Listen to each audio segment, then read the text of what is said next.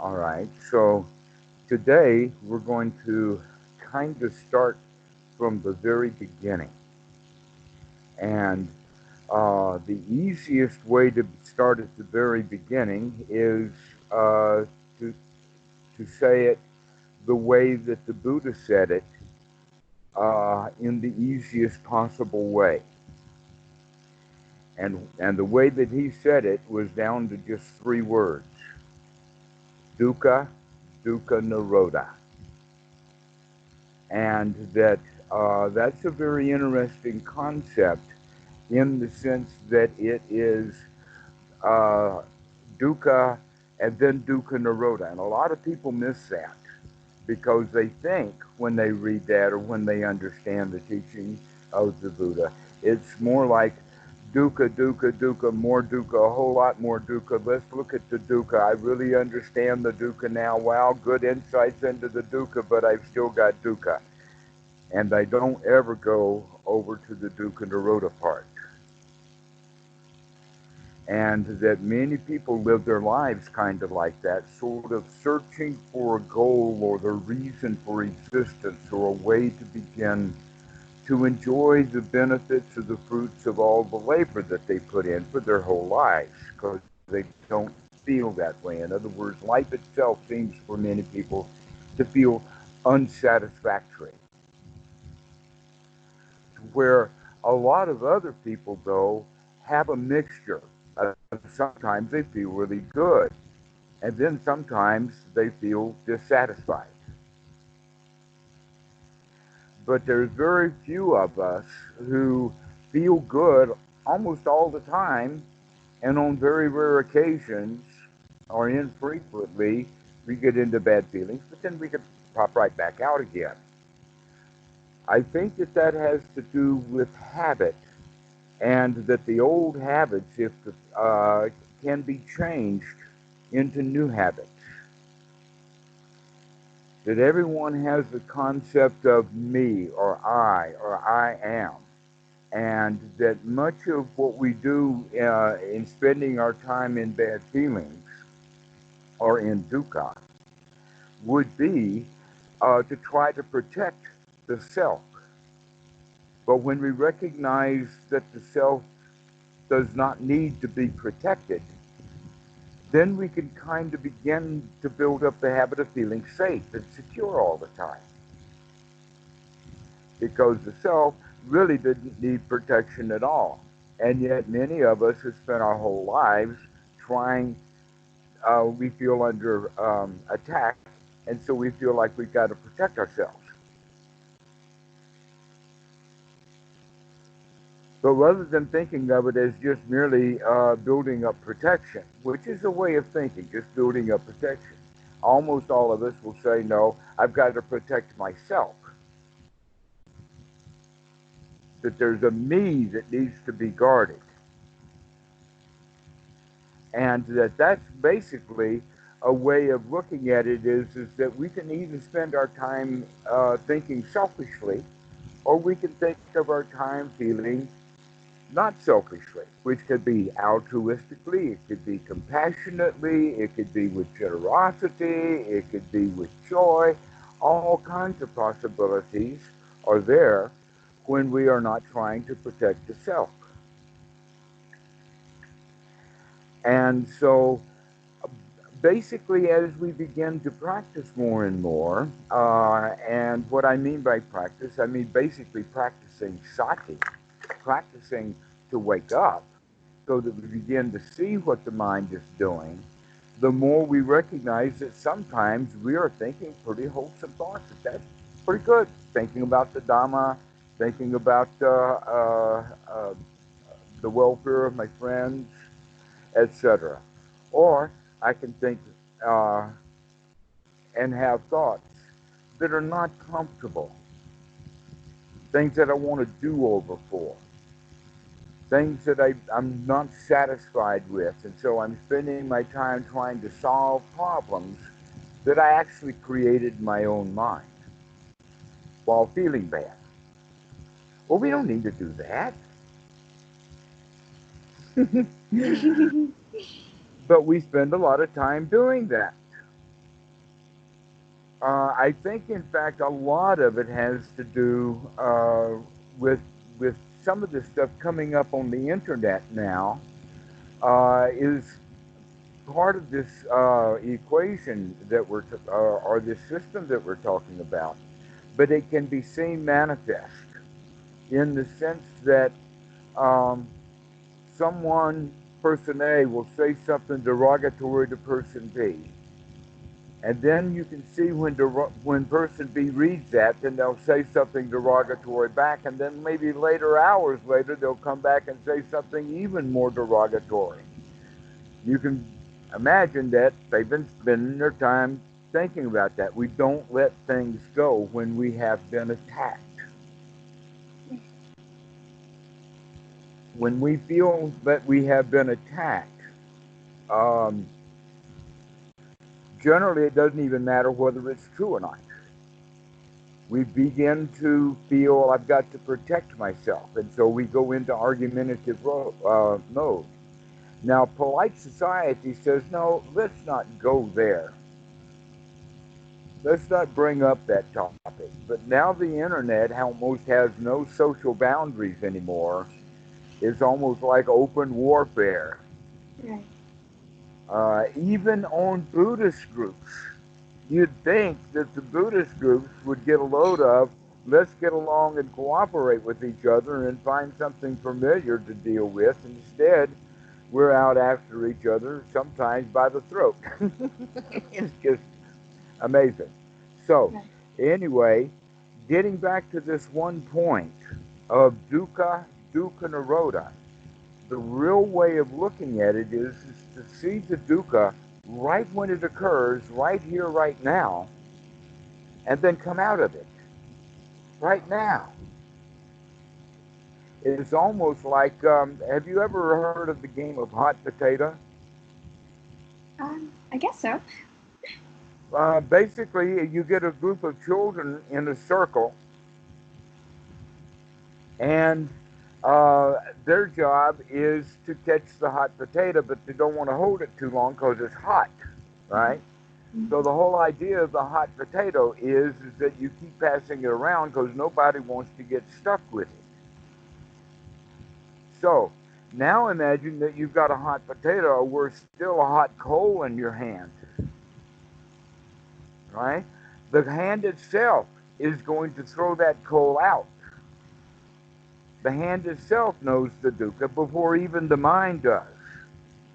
Mm-hmm. That the hand doesn't even start hurting until perhaps, in fact, we get a load of it visually and see what damage my hand has had. Okay? Start to care for it. But the hand itself threw the stone off or threw the potato out. So there's something really automatic down deep within us that we call the reptilian brain. Mm-hmm. And that this reptilian brain that we have is our automatic system. So imagine that an alligator, because in fact the alligator brain is very, very similar in structure to this part of the brain that's in the human anatomy, so much so that 100 years ago it got the name reptilian brain. And so you can look at it this way. Anything that an alligator can do that you do that with your reptilian brain. But there's a whole lot of stuff that reptiles can't do. One of them is language and socializing and things like that. That the alligators abandon their eggs when they're born, or not even before they're born. They abandon the egg as a slave. But we have higher things going on up into the mammalian range. But then we also have higher, like language. We also have even higher stuff like that, and that is the ability to see straight, the human part of the brain. And so, in fact, we have three layers of brain in there. The old reptilian brain that psychologists call, in fact, the two psychologists in particular is Sigmund Freud called it uh, the id. and that the Eric Berne in transactional analysis, they call that the child, and that this reptilian brain is in fact the source of all of our feelings, all of the feelings, including feeling good and feeling bad. So we can't say I'm going to just cut off the child ego state or throw it out, because that's in fact the source of all of our suffering and all of our joy, just like the reptiles can feel pain and feel pleasure. So that's the source of it for us. But we don't want the situation such that this reptilian part of the brain gets too much burdened with the society that we have built up. Because that society that we carry within our brain, the way to do things, the way to live, the way that we're supposed to be, and all of that kind of stuff is actually learned behavior. So you could say the reptilian brain is more like nature, and then this higher part of the brain is called the nurture, and that this is what Sigmund Freud called the superego, and what Eric Berne called the parent ego state, and this is what the Buddha called Silabhata Paramasa, which means our attachments to the ways that we do things, all of society, including, you probably imagined for yourself, or you've experienced that you've got one thing in your brain, one kind of thought saying you ought to go do this. And another part of the mind, or the answer to that, is no, I don't want to do that. Okay? And so that's the dialogue then between the parent and the child, or between the superego and the id. But there is the third ego state, and that is the frontal cortex part of the brain, the human part of the brain that Berne calls the adult, and Sigmund Freud calls actually this is the ego. And yet we, in our society, have really messed up with that word ego in the sense of egotistical. A better way of saying it would be idotistical rather than ego, or id-tistical rather than egotistical, because in fact the ego in that regard, or the adult, is our ability to think and see straight, so that this part of the brain then can guide the id, so that we can direct it into feeling good and feeling comfortable and feeling happy, rather than allowing the society's old learned behaviors, all of our rites, rules, rituals, and things that we keep telling ourselves that make ourselves feel bad, the standards that we don't meet up to, etc. All of that kind of stuff is making the child feel bad. Just like we as children, when we are children and the children are playing amongst themselves, they have a ball, generally. Not all the time. But when the adult comes in, things have to change. Things got to serious up. Grim up, folks. Adults in the room, you know? That's the way that it kind of comes. And so we build up our own parent in the head. All right. So we need to start paying attention to the kind of dialogues that we have inside that actually are not pleasant. They're suffering. They're not wholesome thoughts. All right. So this is the way of starting off with the idea of the parent, the adult, the child.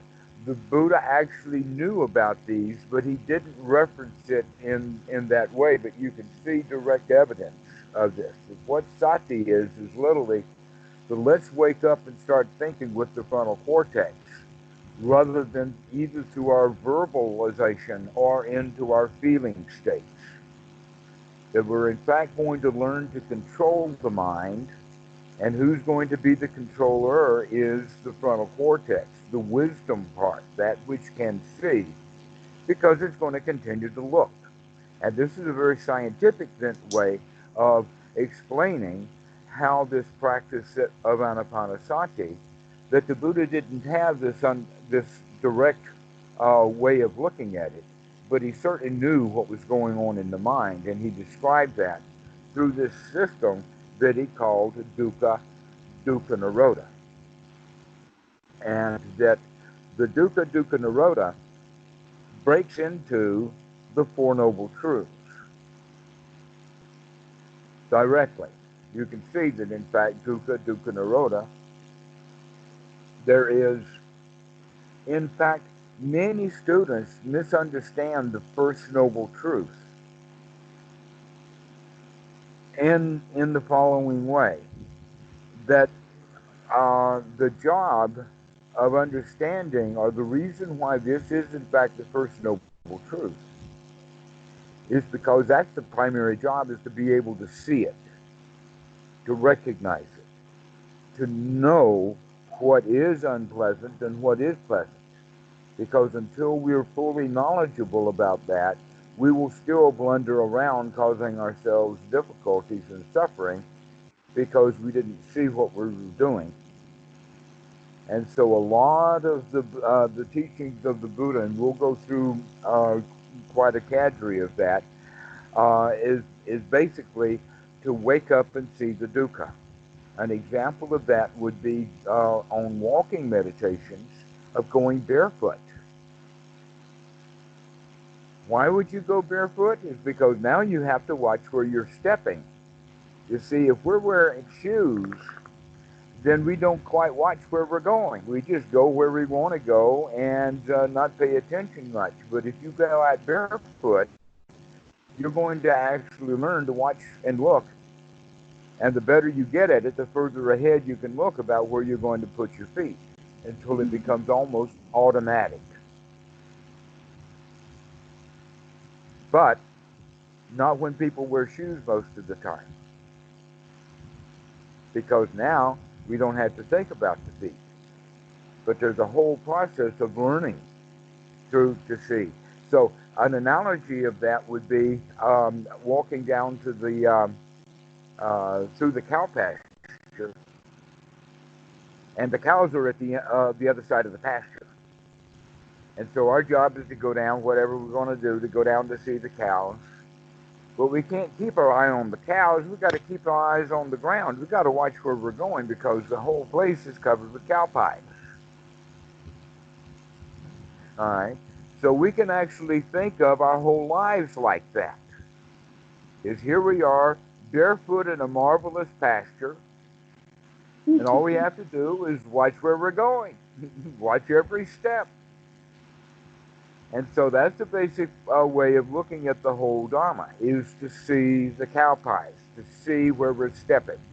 Except that we're taking that analogy off of the physical ground and put it into the real ground where, let's say, other kinds of smelly cow pies exist. So, the second noble truth is, in fact, the cause of these cow pies. Where do the cow pies come from? The answer is quite a depth of understanding, because, in fact, this will lead the meditation student all the way into the study of how the mind works, how it operates. That this is where we understand how things are really tied together. And this teaching that I'm mentioning now is Paticca Samuppada, and we'll talk about it later, but it's basically the steps and sequence of events that wind the human being up into a woeful state, into a state of unpleasantness, and in a way the reptilian brain, or this child ego state, is unhappy and suffering. An example of that would be angry, or fearful, or sad, or jealous, or grief, or frustration. These are the kinds of feelings that we are capable of, but we actually spend most of the time, when we do spend our time in those feelings, we do so unappropriately. We spend too much time in those feelings to where the other side, the other kind of feelings that we could experience would be the feelings of satisfaction, joy, friendship, security and safety, contentment, relaxation. Okay? These are the kind of feelings that we want to cultivate and develop intentionally. Why?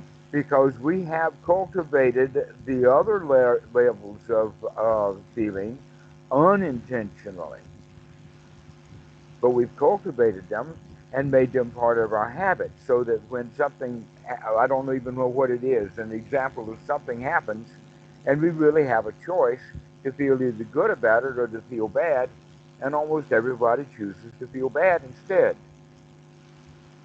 Actually, I can think of dozens and dozens of examples of that, but you can figure that out one too.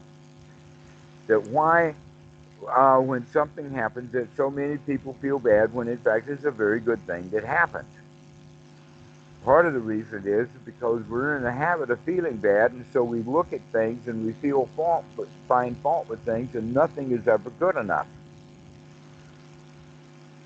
And so we're in the habit of seeing things as not ever good enough, rather than developing and cultivating the habit of seeing things, in fact, good enough. Things are good enough as they are. And when things are good enough as they are, that means that you're satisfying, that we feel secure. And to not only that, but we can also see that we've made a choice between feeling bad and feeling good. And that's when we can congratulate ourselves. And that's when that quality of um, right attitude comes into play. Okay? So, basically what we're saying is that yes, there is a cause of suffering, and it is well known by the Buddha and well documented in psychology, but the problem is not that we cannot see dukkha, is that we can see some of it and can't get out of it, and there's a whole lot of it that we don't even see, and so how possibly could we get out of that? The answer is in both cases, when we start to pay attention closely and see the dukkha directly, we begin to see it almost like that hot potato, and we drop it. Yeah. But we have to see it as dukkha. Once we see it as dukkha, that's the easy part to see, because then the letting go of it is easy enough to do. And so by letting go of that hot coal or hot potato, now we're relieved of it, and this is the third noble truth, freedom from suffering. Once we see the dukkha, we can immediately go into dukkha nirodha. Now, just because that I'm telling you that this is possible doesn't mean that anyone can say, just wake right up. Okay, I got it. All right, I see that there are problems that I caused myself. I can see why I caused those problems, and I can see that I can immediately get out of it. Now, so what?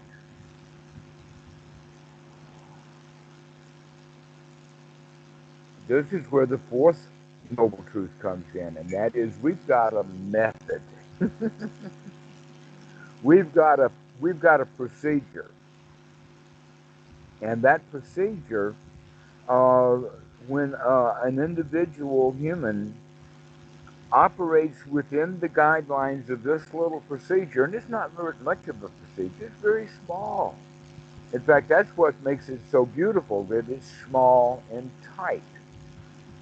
Now, when many people get introduced to Buddhism, it looks vast. Wow, vast, not only vast, but it's so vast that even the old guys knew it was vast, and that's why they put everything to numbers. And so we have 5 of that, and 4 of those, and 4 more of those things, and 5 of this, and 9 of those, and 12 of this thing, and 16 of that. and 3 of these, and 4 of those again, and 5 of those, and it just keeps going on and on. But basically, what we're talking about is imagine a multi-storied, multi-windowed building, and that we're in a helicopter and we're flying around that building, and we're getting a whole lot of different viewpoints with all. And I say, I see 16 of those, and I see 8 of those, but later we can begin to wait a minute. I've been looking through the window into this thing, and I'm actually seeing the same things over and over again from different angles. And that in fact it's very simple. And so let's start simple.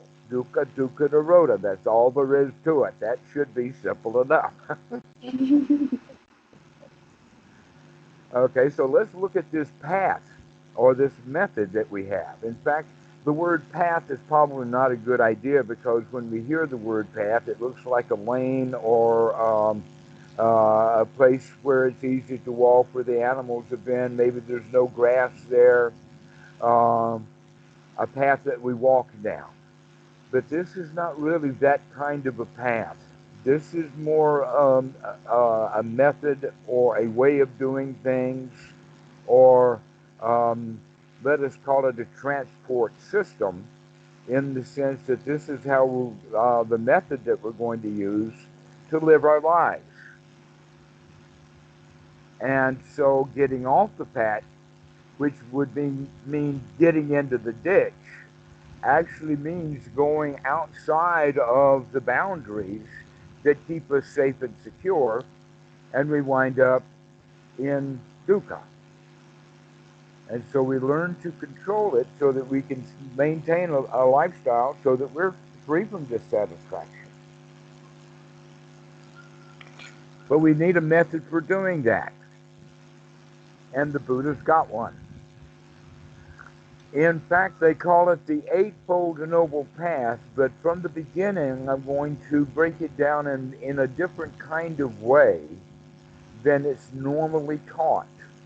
Normally, when it's taught, they go for Sila, Samadhi, Panya, and there are 3 items of Sila, and that they start with Sila because that's how we start with children. But if you'll remember referring back to Sila Bhatta Paramasa, and understand that when we give children a set of rules to live by, we're actually causing a problem with that child by telling him, you've got to do it this way, do it my way, see. You got to follow the rule because the adult has the opinion that the child is not wise enough to figure it out for himself, so we impose rules. When these rules become formalized, they become what is in Buddhism called the 5 precepts. The 5 precepts are actually, this is how you should behave when you know how to behave. And you should know at least enough about how to behave so that you behave at least within this guideline, and yet most people don't, even with the Buddhist. Okay. However, there's another way of looking at Sila, and we'll talk about that as the outcome rather than as the starting point. Because the real process is to get the mind clean and pure and bright and unified. This is what the word samadhi means. It doesn't mean concentrating, it means unified. And so let's look at the factors that we need to develop to bring the mind into a state of unification. And these are the real items of the path. So we actually break it down into 4, 1, and 3, rather than 2, 3, and 3, the way that it's normally broken down. Okay, 1, 4, and 3. The 1, 4, and 3, the 1 is in fact the unification of mind when everything gets together. Let's look at the 4. The 4, in fact, the way that it all gets started, and the one that's the most important, is right view. And as our view becomes more noble, then it becomes a noble right view, and only at that time is the student now on the noble path. Everybody starts off on an ordinary path, but then they gain nobility. And what is the nobility? And that is the full understanding of the path or the method. In other words, there's a beginning person. Like if the issue is to learn to read, then teaching students 1, 2, 3 is not reading, nor is 3-letter words or 4-letter words reading. Reading is when you have to be able to read really complex stuff. Okay? So the Eightfold Noble Path is in fact like that. So for the beginner, it's not actually noble, but eventually the purification of the mind leads to the fact that now the mind is noble. And so we'll talk about noble right view soon, but the important point now is to understand that our first right view, our beginner's right view, is that it is better to practice meditation and get the mind a little bit clean than it is to stay stuck in the ordinary world. Right? Mm-hmm. That's right view. Let's, because without that right view, then we're not even going to practice sati, and we're not even going to practice right effort nor right attitude. So right view comes first. And not only that, but it doesn't remain lagging behind. That right view catches up with the other uh, uh, skills as they're developed. But the primary skill, the number one skill that needs to be developed, is sati. Sati is the number one skill to be developed. We need that, and so we practice Anapanasati to be mindful of the breathing. We use that as the beginner's tool to take a deep breath. But wait a minute, it's not necessarily the beginner's tool. It remains the tool for the beginning of every moment. Every moment when we remember to take a deep breath. That remembering to take a deep breath is in fact Anapanasati. Remembering to take a deep breath. To take a long deep in breath and a long deep out breath.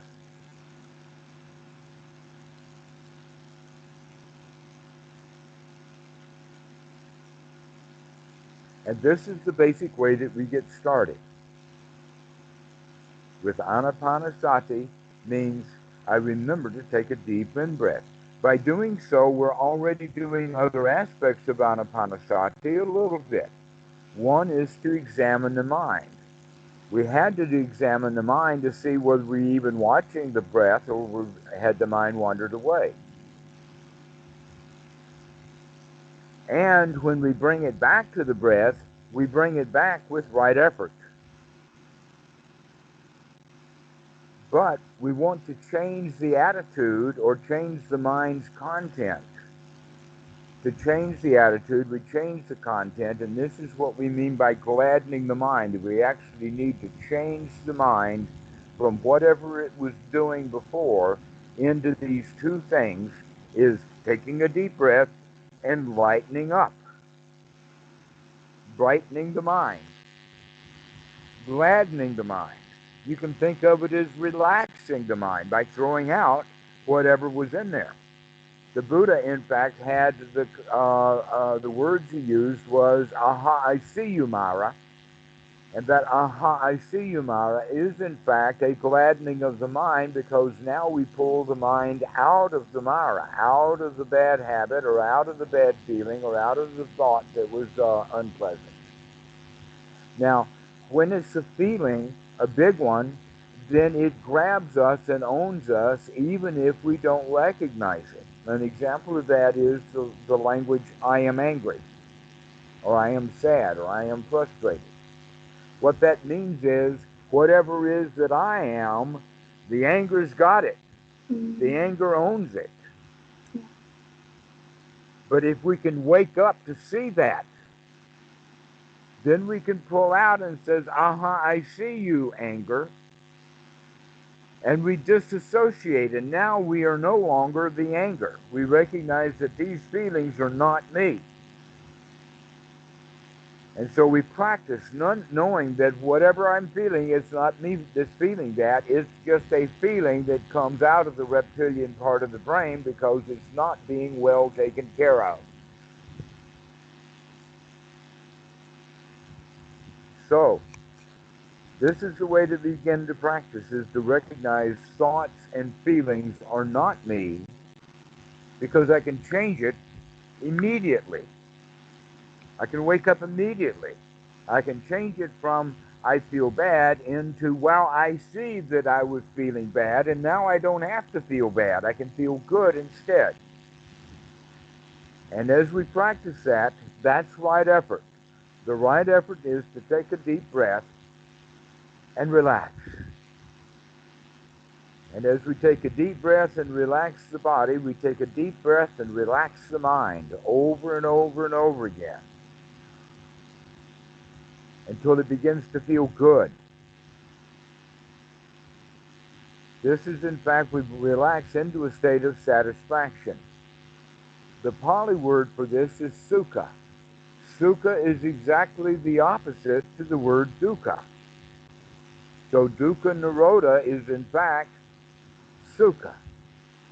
We come into a state of pleasantness. We come into a state of satisfaction. We come into a state of relaxation. Now, there's something interesting about that, and that is that this is one of those things, one of several, many in fact, 14 and exactly, 14 items that are skills that need to be developed to train the mind into being satisfied.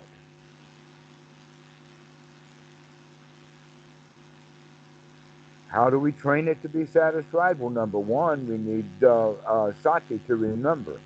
And number two, we need right effort to, to gladden the mind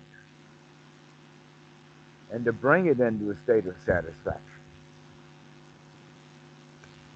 And if we do this over and over again, then the body too, or actual emotional feelings, will come to a state of satisfaction.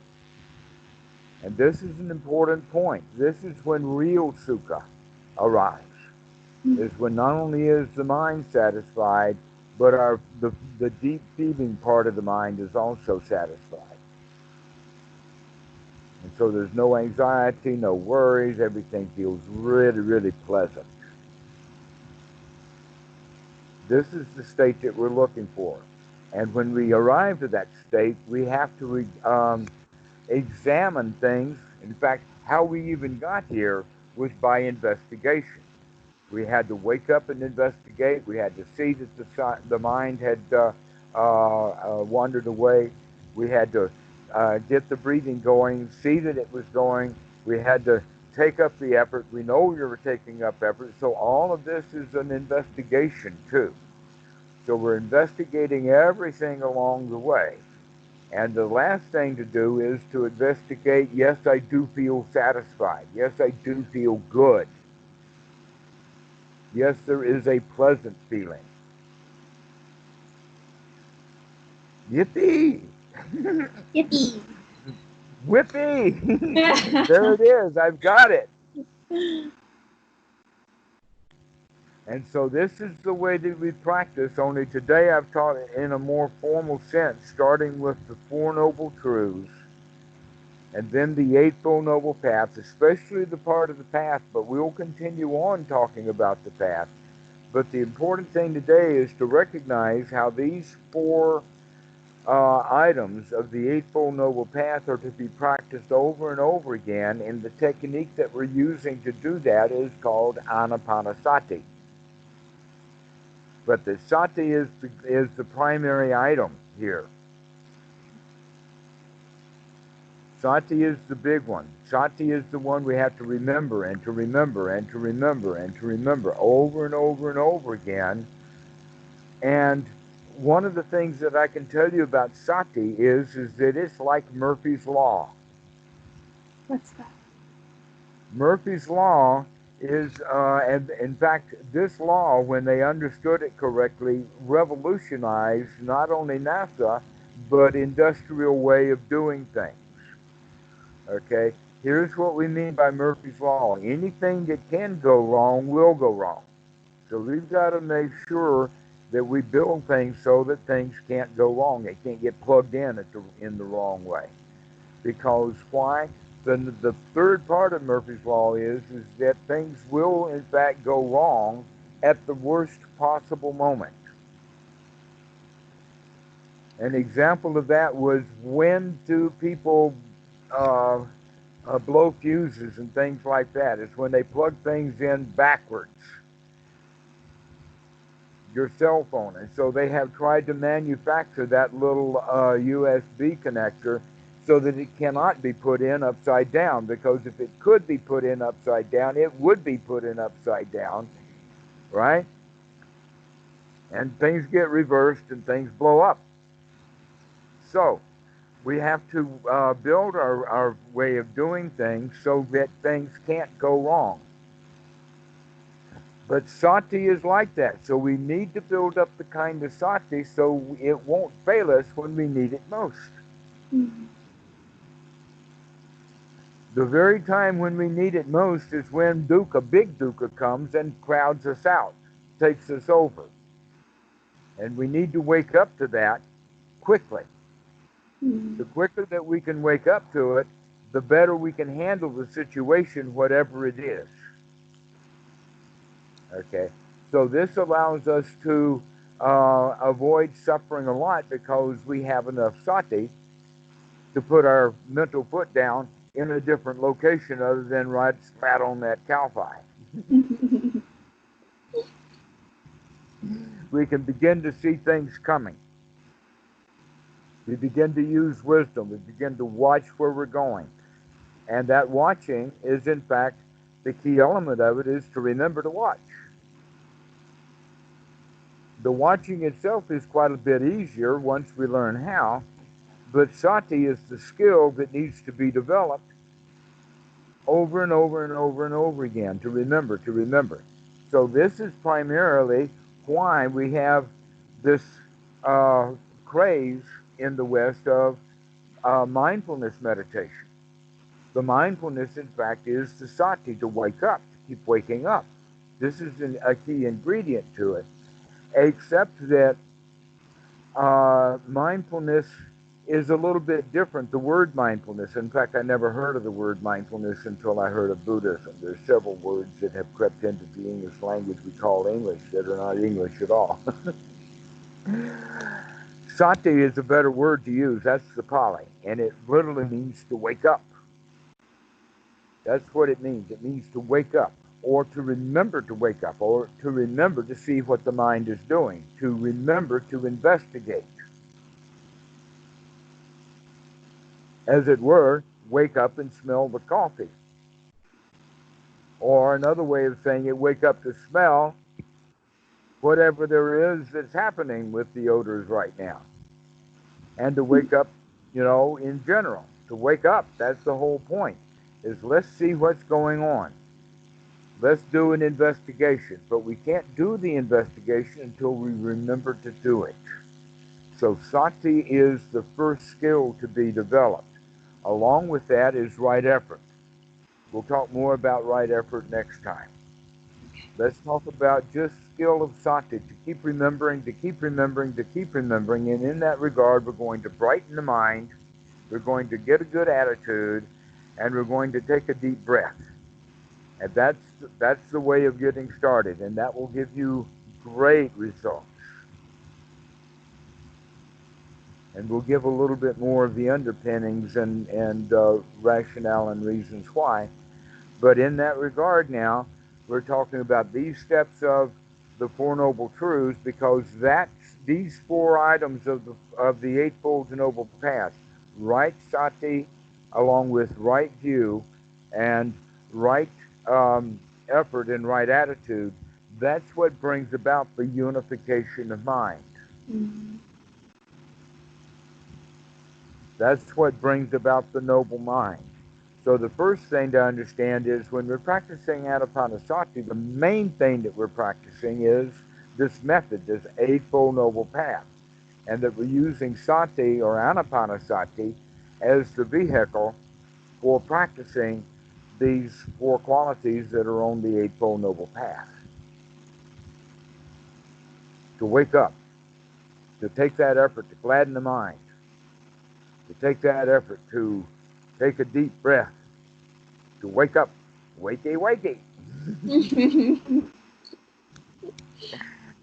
and to feel good.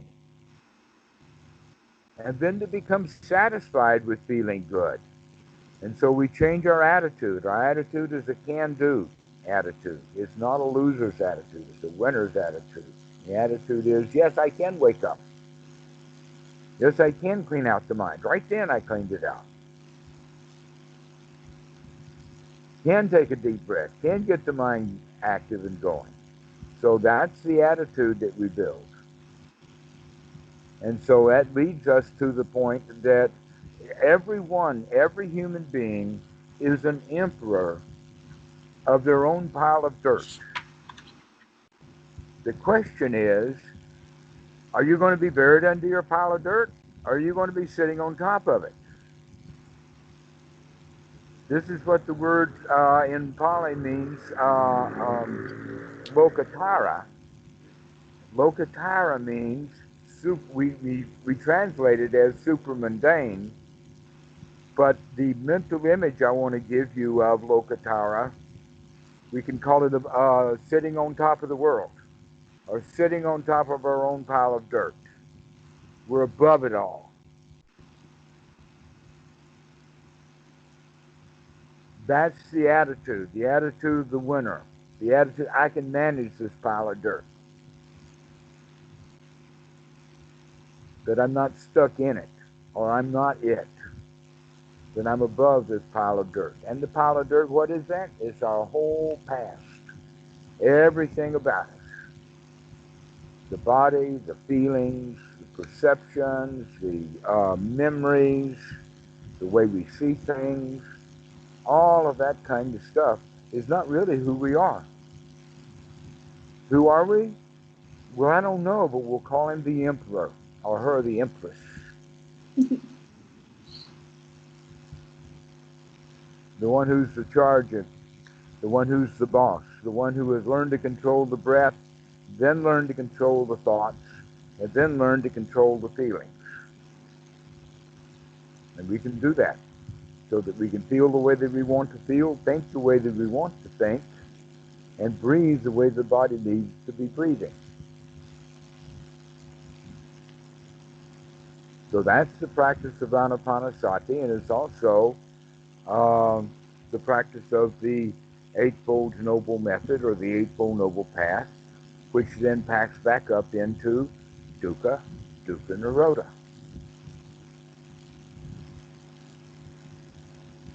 So all you're left with is, all you have to do is remember to look at the dukkha and step out of the way.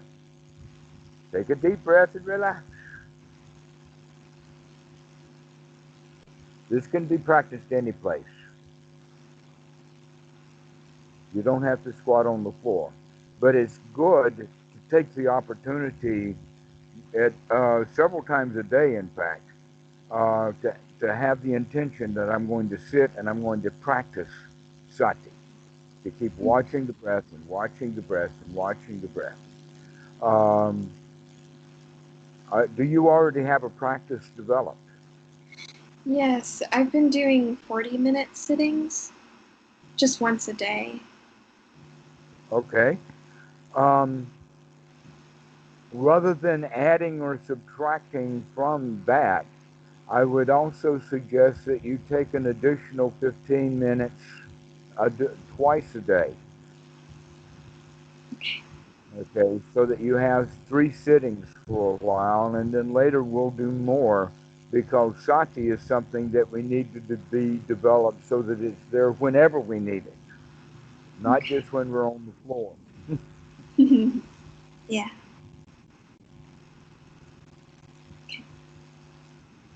Okay, so one of the ways that in fact you could do some of that time would be, instead of doing 40 minutes, you could do, say, 20 minutes and then take a 20-minute break and then do another 20 minutes. Okay. so that the mind stays fresh. This exercise is to keep the mind sharp. But when we sit a long time, then much of the time that we sit, if we're sitting very long times, the mind gets dull, and we practice with a mind that's dull. So we want to practice with a sharp mind. Okay. And so it's better to practice more often. Okay. Sort of like with weights. Some people practice a little bit with very, very heavy weights. And then other people will practice with lighter weights, but they'll do more reps. Okay, this is the way that we're practicing. Let's not try to do the long haul. Let's get the mind straight. Let's get the sati developed.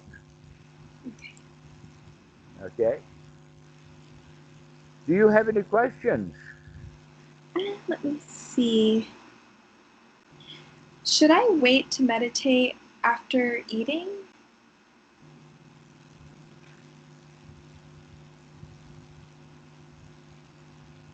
I would say offhand, any time is a good time, but immediately after eating, a lot of the blood is going to be in the belly, not in the head. And so, what I would suggest that you do is to pay attention to that. Mm-hmm. That if that's the time that you choose to sit, then watch closely to see how is the sati, how is the investigation, do I feel really relaxed, or if the tummy is burning and swelling and balling, does that mean the brain is also doing the same thing? Okay, so this is the kind of stuff that I would look for if I were you, is to do that investigation rather than saying, "Oh, don't do it now because of the blood." That's like saying, "Mommy says you can't go swimming right after you eat." No, you're not going to drown, but it is good to wake up, just to check it out, to look at what you're doing. Okay. Okay, does that answer that question? Yes. Okay. Anything So, else? yes, with the two sitting meditation sessions of 20 minutes and 20 minutes, can the break be several hours, or did you mean like a Sure, short break? sure. But you might, in that several hour break, want to take a 5 minute and plug that in someplace. Okay. But in fact, what we're looking for is we're looking for uh, not necessarily to stop the sitting practice, but rather to expand it throughout the day so that we find more and more opportunities for sati. And we Okay. will talk about that later. But right now, I'm just introducing to you the concept that sati is a skill to be developed several times a day. Here's the easy way to talk about it. Let us say that somebody says, "Okay, I'm going to hour meditate a day," and every day they meditate for an hour, and when they get up, they're finished with the meditation. It's doing all of its job for them. And then they say, "Well, that means that 23 hours a day you're not doing meditation. That means 23 hours a day the old habits are coming back and maintaining themselves. Which Mm. one is going to win? 1 hour a day of new habits or 23 hours a day of old habits that are already strong?" And so somewhere along the line, we're going to have to learn to start tipping that balance. Mm. Okay. Okay, so this is the way that we begin to practice. But we still have to maintain that time when we're really intently curious. I can get myself into a state of really nice satisfaction. I can enjoy this. Okay, that's we have to practice with that because you're generally not used to it. Okay, once you get into that habit of practicing like that, then we had we need to do two things. One is, can we maintain it while we get up off of the cushion, or two, can we bring it on during the day? So this is the way that we look at it, but we still need to maintain that sitting practice. And that I also, if you can, I would recommend a retreat or two or three. They're very good to get away from it all, so that we can really focus the mind in getting sati as a definite skill going. Okay. Okay. All right. Is that enough? Mm-hmm. Okay. Well, I'll see you again in a few days. This is great. Yes, I thank you hope you so gained good much. benefit. I hope to hear from you what you've gotten. Yes, definitely. Thank you so much. Okay. See you. Bye bye. Bye.